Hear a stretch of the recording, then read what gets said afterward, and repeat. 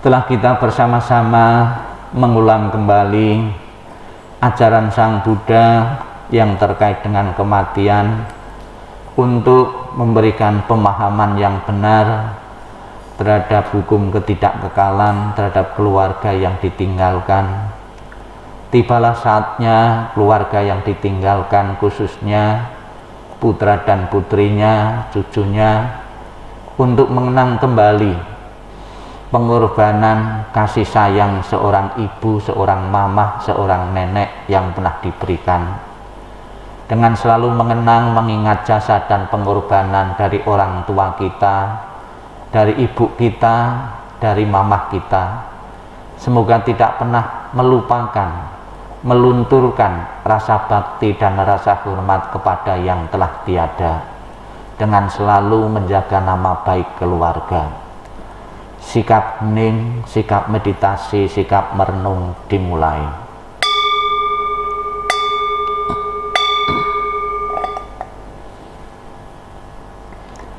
Inilah yang disabdakan oleh Sang Buddha tentang pengorbanan dan kasih sayang seorang ibu yang pernah diberikan untuk putra dan putrinya.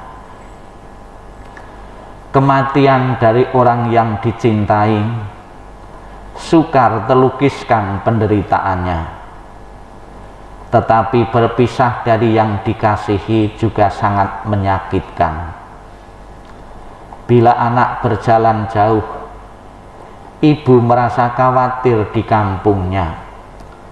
Dari pagi hingga malam, hatinya selalu bersama anaknya, dan air mata berderi jatuh dari matanya, seperti monyet menangis diam-diam. Demikian dalam cinta seorang ibu pada anaknya, sedikit demi sedikit hatinya hancur. Alangkah besarnya kebaikan orang tua dan gejolak emosinya. Kebaikannya mendalam dan sukar membalasnya. Dengan rela mereka menderita untuk kepentingan anaknya. Bila anak bekerja berat, orang tua pun merasa tidak senang. Bila mereka mendengar bahwa dia berjalan jauh, mereka khawatir bahwa pada waktu malam sang anak berbaring kedinginan. Bahkan kesakitan sebentar yang diderita putra dan putrinya akan menyebabkan orang tua lama bersusah hati. Kebaikan orang tua adalah besar dan penting. Perhatiannya yang lemah lembut tidak pernah berhenti. Dari saat mereka bangun tiap pagi, pikiran mereka adalah pada anaknya. Apakah anak-anak dekat atau jauh? Orang tua selalu memikirkan mereka. Sekalipun seorang ibu hidup untuk 100 tahun, dia akan selalu mengkhawatirkan anaknya yang berumur 80 tahun. Inginkah Anda mengetahui bilakah kebaikan dan cinta yang demikian itu berakhir? Ia bahkan tidak pernah berkurang hingga akhir hidupnya. Sang Yang Adi Buddha, Tuhan Yang Maha Esa, para Buddha, Bodhisattva dan Mahasattva, pada pagi ini kami mengenang, memperingati 49 hari wafatnya Ibu Almarhumah Ibu Titin Martini dan Mayanti. Dengan doa-doa yang telah kami panjatkan, dengan timbunan kebaikan yang telah ditanam beliau semasa hidupnya, dan juga pengabdian beliau kepada agama, kepada keluarga, kepada masyarakat, dan juga dukungan doa handetolan sanak saudara dan famili semua, baik yang hadir maupun yang tidak hadir pada pagi ini. Apabila saat ini arwah beliau belum menempati alam surgawi, surga bahagia, maupun mencapai pembebasan, semoga apa yang kami lakukan pada pagi ini akan mendorong arwah beliau untuk terlahir di alam yang lebih berbahagia, dan juga keluarga yang ditinggalkan segera bisa menerima perpisahan yang tidak diharapkan ini, dan tabah dan mulai menata kehidupan kembali. Sabi sata bawantu sukitata, semoga semua makhluk hidup berbahagia dan sejahtera. Sikap ning, sikap meditasi, sikap merenung selesai. Sadu, sadu, sadu.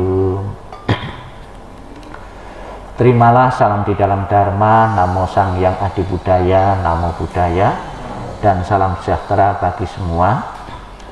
Yang saya hormati keluarga besar dari Romo Sakya, Bapak Ibu saudara sekalian yang saya hormati, saya selaku biku yang bertugas di Jawa Timur ini merasa senang, lega, dan puas karena bisa menghadiri beberapa kali acara peringatan Ibu Titin ini, baik dari awal beliau wafat di saat tutup peti maupun peringatan-peringatan itu saya berusaha untuk bisa menghadiri, kecuali ada beberapa hari yang memang tidak memungkinkan kami hadir karena kami sedang pembinaan di luar kota.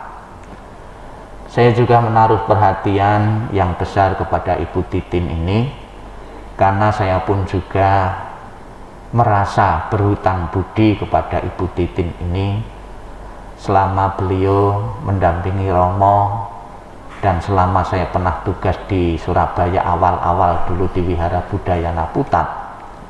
Ibu ini menunjukkan bakti yang tinggi kepada Sangga, khususnya saya pada waktu itu di Wihara Putat, memperhatikan apa yang menjadi kebutuhan saya selaku biku. Saya ambilkan contoh, di saat makan, ibu ini pun juga memperhatikan tentang makanan saya. Bahkan sayur yang menjadi kesukaan saya, karena saya orang desa, orang Jogja itu suka sayur lodeh. Ibu Titin itu rutin membawakan sayur lodeh ke Wihara Budayana Putat. Kemudian juga Ibu Titin itu sebagai bagi saya ada beberapa hal, beberapa kali menyampaikan kepada saya, memberi masukan, kritikan-kritikan, masukan-masukan yang positif untuk kami selaku biku pribadi yang bertugas di Jawa Timur tentang keadaan umat. Kadang-kadang umat itu mau memberi masukan, mengkritik biku itu kan langsung tidak berani, ya. Biasanya Ibu Titin karena beliau itu juga kumpul-kumpul dengan umat-umat yang lain, di saat membicarakan tentang pribadi biku, ya pada waktu itu saya pun ada beberapa hal yang positif itu disampaikan kepada saya, sehingga saya pun terima kasih sehingga bisa merubah ya beberapa hal yang ada pada saya ya tentang pelayanan-pelayanan. Jadi memberikan informasi yang positif karena tidak setiap umat itu berani untuk langsung mengutarakan kepada saya. Kemudian juga satu pelajaran yang kami peroleh dari Ibu Titin ini, Ibu Titin ini sudah cukup lama menderita penyakit diabetes ya. Itu di saat bertemu dengan kami juga bercerita mengatasi gejala diabetes atau kencing manis. Saya pun juga mengambil ilmunya, pelajarannya, bagaimana kita harus secara ketat menerapkan diet ini agar kita tetap sehat. Memang di masa mudanya menurut cerita Ibu Titin sendiri, beliau ketika berada di Sampit, tempat tinggal di Sampit itu jual makanan ya, jual makanan-makanan.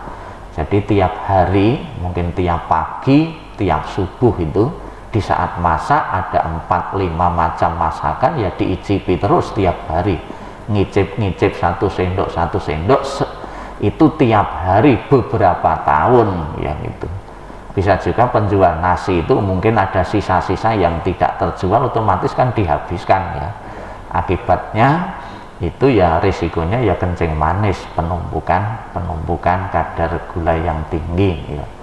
Jadi salah satu faktor penyebab seseorang kencing manis itu ya makan minum yang manis-manis karena terlalu banyak, sekalipun dari sedikit demi sedikit kan dikumpulkan jadi banyak. Jadi itu penyebab kencing manis karena makan minum yang manis-manis terlalu banyak. Namun sebetulnya bagi orang Jawa itu penyebab kencing manis itu bukan karena makan dan minum yang manis-manis saja. Terlalu banyak mendengarkan gending dandang gulo itu juga bisa juga. Ya kan gulo. Ya.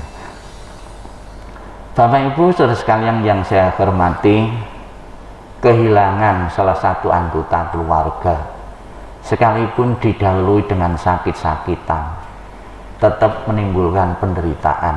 Karena apa? Karena sudah kumpul bertahun-tahun ya, sudah kumpul bertahun-tahun, membentuk kemelekatan, membentuk keterikatan pada kita. Mudah saja saya selaku rohaniwan, Romo juga rohaniwan, setiap saat menghadiri acara-acara kematian, memberi wejangan, memberi nasihat kepada keluarga-keluarga yang baru saja kehilangan ayahnya, ibunya, anaknya karena kematian. Ya tabah ya, terima saja, biar tidak menderita. Mudah saja memberi nasihat, tapi apabila kematian, perpisahan itu terjadi dalam keluarga yang memberi nasihat sendiri, ya itu belum tentu bisa menerima. Untuk orang lain bisa saja kita memberi nasihat dan saran. Baru saja kita mendengar juga nasihat Sang Buddha mengingatkan kepada kita. Jadi ada yang bertanya dulu di zaman Sang Buddha, kalau setelah Sang Buddha tiada, ini Ananda, murid kesayangan dari Sang Buddha atau murid terdekat Sang Buddha, namanya Ananda.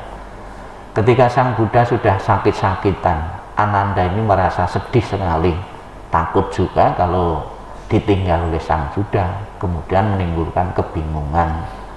Ya, kemudian Ananda tanya kepada Sang Buddha, nanti sepeninggalan Sang Buddha, siapa yang menjadi guru para biku kita semua? Kemudian Sang Buddha mengatakan, setelah saya tiada nanti, yang menjadi gurumu Dharma dan Vinaya. Dharma ajaranku lah menjadi gurumu nanti, ya, yang membimbingmu, yang memberi nasihat.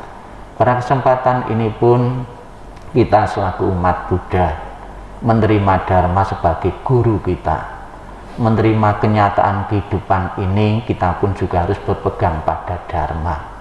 Tadi Sang Buddha mengatakan di dalam kitab suci, akan sia-sia jika engkau meratapi yang mati, ya, karena engkau tidak akan pernah tahu kapan mereka datang dan kapan mereka pergi.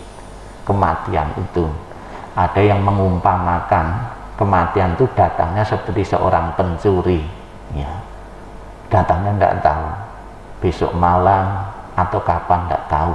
Maka 24 jam ada di beberapa tempat-tempat yang penting itu dijaga oleh sapam, ya. Kalau sudah tahu besok malam ada pencuri, pasti sapamnya suruh datang besok malam, ya.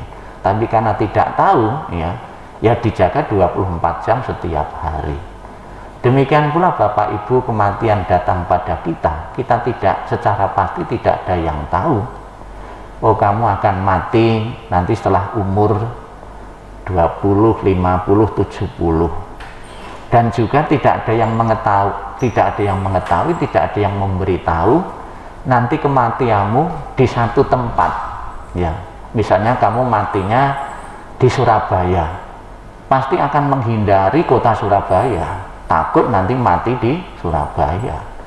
Nanti kamu matinya kamu di Jogja, pasti juga takut, ya, menghindari kota Jogja dan lain sebagainya. Maka namun demikian Bapak Ibu, justru karena kematian tidak ada yang mengetahui, kita hendaknya setiap saat mempersiapkan diri, ya, dimanapun tempat, umur berapapun. Dan kematian juga tidak selamanya didahului oleh sakit, ya. Ada yang mengatakan bahwa gejala sakit saat ini penyebab adalah corona. Sebetulnya tidak selamanya karena corona.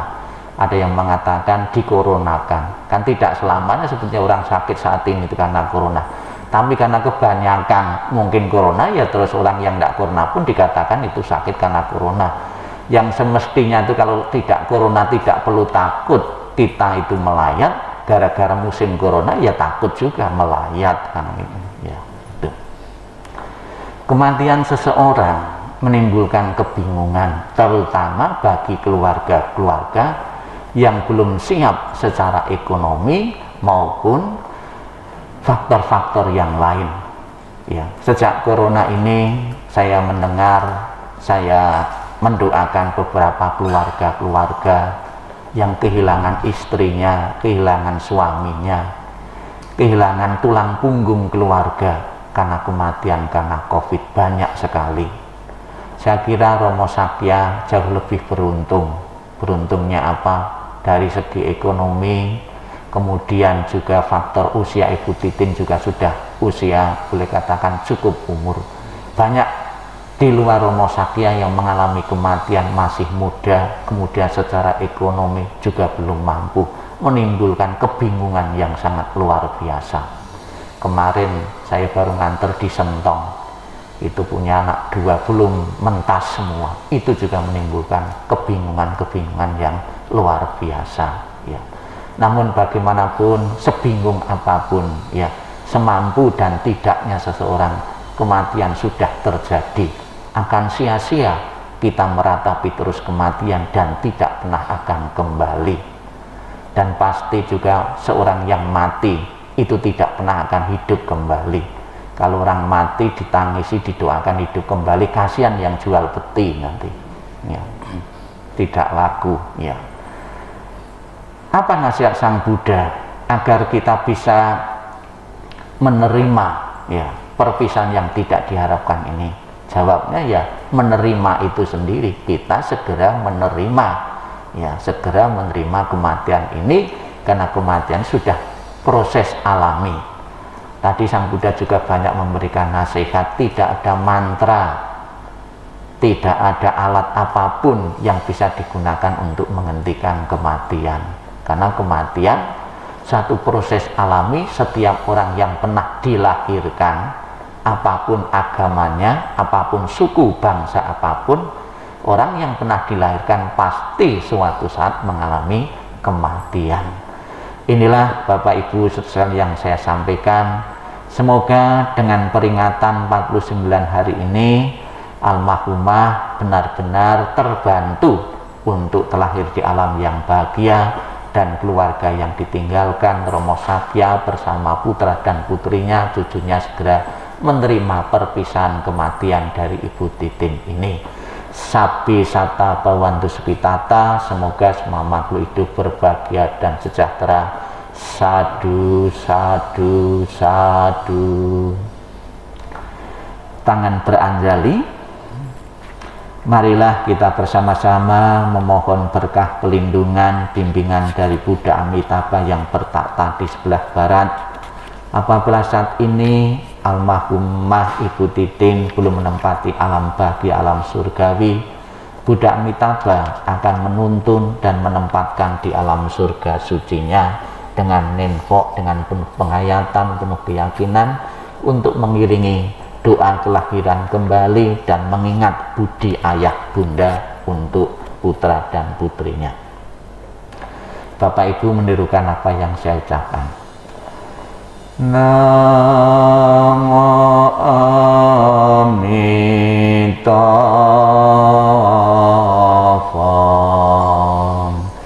Namo Amitabha. Namo Amitabha.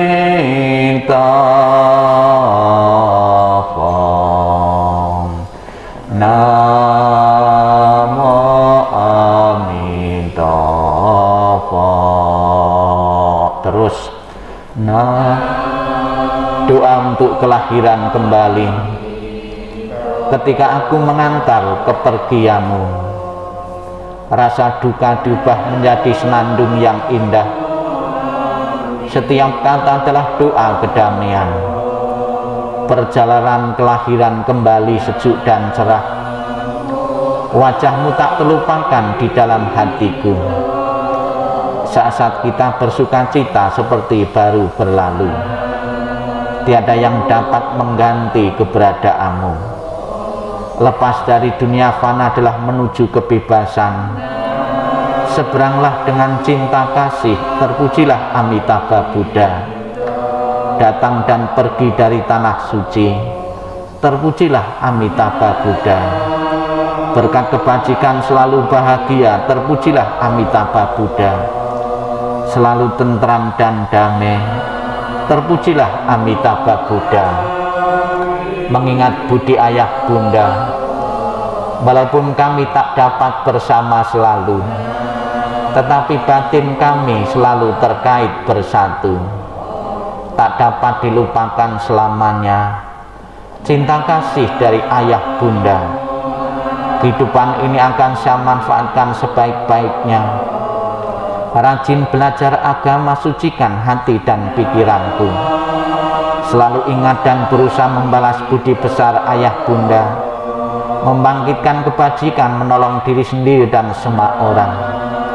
Dalam setiap kehidupan menyelamatkan diri sendiri dan semua orang. Hanya ayah bunda yang terbaik di dunia ini. Anak yang mempunyai ayah bunda bagikan mustika.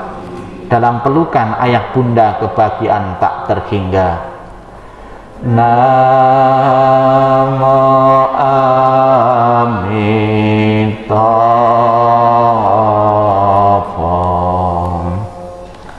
Namo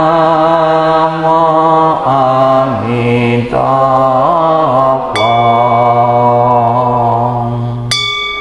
Namo Amitabha.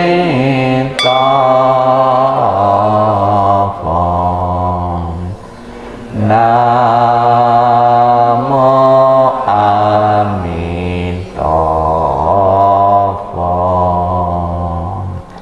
Silakan buka kembali buku Puja Baktinya halaman 33 dan 34. 33 dan 34. Bukunya kurang satu. 33 dan 34. Marilah kita limpahkan jasa kebajikan dari doa ini sepenuhnya untuk almarhumah Ibu Titin Martini Darmayanti. Titik-titik kita isi almarhumah Ibu Titin Martini Darmayanti.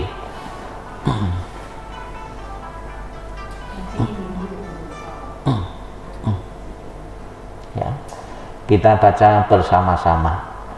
Dalam segala kerendahan hati, kami panjatkan doa kepada Sang Yang Adi Buddha.